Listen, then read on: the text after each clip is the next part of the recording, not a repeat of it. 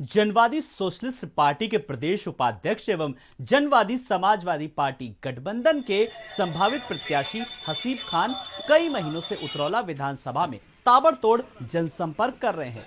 हसीब खान ने 2022 में समाजवादी पार्टी की सरकार लाने का संकल्प लिया। हसीब खान ने उतरौला विधानसभा के लोगों को संबोधित किया। बता दें कि 293 उतरौला विधानसभा क्षेत्र बलरामपुर के तमाम क्षेत्रों में हसीब खान अपने समर्थकों के साथ दिन रात जनसंपर्क कर रहे हैं। हसीब खान से हमारे संवाददाता ने खास बातचीत की। देखिए, जनवादी पार्टी में मैंने ज्वाइन किया और जो भी मुझे दायित्व मिला मैं उसका निर्वहन कर रहा हूँ। पार्टी जो भी काम पे मुझे लगा रही है वो मैं कर रहा हूँ।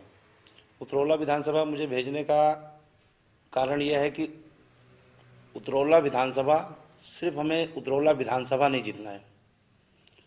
उतरौला विधानसभा देवी पाटन मंडल में आता है और देवी पाटन मंडल में 20 सीटें हैं, जिसपे चौहान समाज का वोटर इतना है कि वो जीत और हार की निर्णायक भूमिका में है।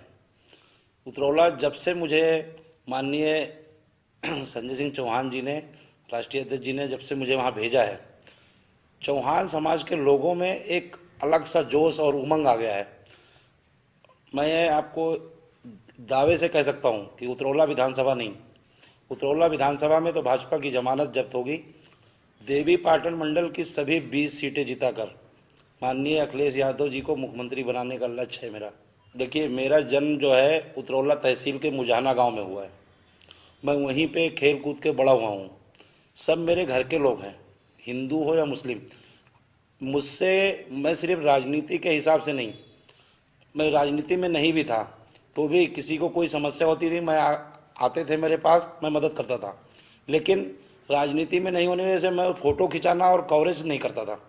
तो कहीं ना कहीं लोगों में मेरे लिए जो सम्मान है, और अभी बीते दिनों दीपावली में मैंने लगभग अपने विधानसभा के हर गरीब के घर में, उसके साथ जो दिवाली नहीं मना सकता, जिसके बच्चे नहीं हैं, 2 हस्बैंड वाइफ रहते हैं, बूढ़े हैं, उनको मैंने जाके मिठाई खिलाया।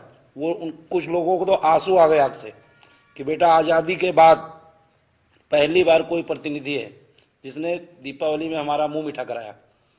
तो कहने का मतलब यह है कि मुझे लोग राजनीति को बिजनेस कर लिए, बिजनेस के हिसाब से आते हैं।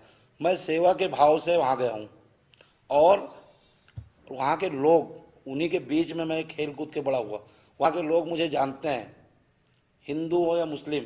मैं आपको दावे से कह सकता हूँ कि अगर माननीय राष्ट्रीय अध्यक्ष जी ने मुझे उतरौला से चुनाव लड़ने का टिकट दिया तो जितने मुस्लिम मुझे वोट देंगे उतना ही हिंदू समाज भी मुझे समर्थन देगा, उतना ही वोट देगा।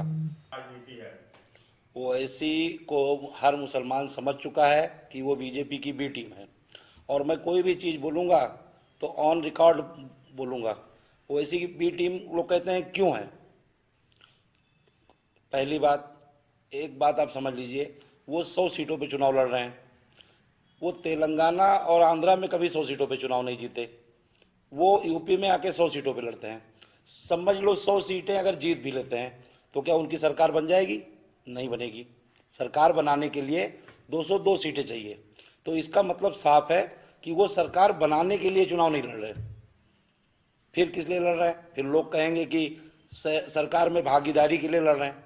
तो भागीदारी कैसे होगी? उनके जो हमारे मुस्लिम समाज में पढ़े लिखे लोग कम होते हैं, उनके जो साथ में घूमने वाले बिरयानी खा के दिन भर फेसबुक और ट्विटर पे अखिलेश यादव जी को गालियाँ, बीएसपी को, कांग्रेस को, तो कैसे सहयोग होगा? कैसे सहयोगी बनेंगे? इसका मतलब कि सरकार में भागीदारी के लिए भी नहीं लड़ रहे। तो फिर लड़ किस लिए रहे? मैं आपको बताता हूँ। हमारे देवी पाटन मंडल में 2017 में चुनाव हुआ, हाजी रमजान समाजवादी पार्टी से थे, 406 वोट से हार गए।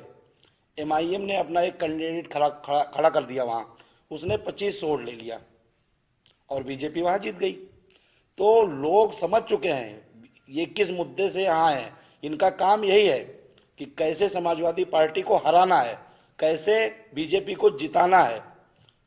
मेन मुद्दा बीजेपी को जिताना है ना। तो ये सरकार बनाने आए हैं, सरकार बनाने आते तो कम से कम 300 सीटों पे लड़ते।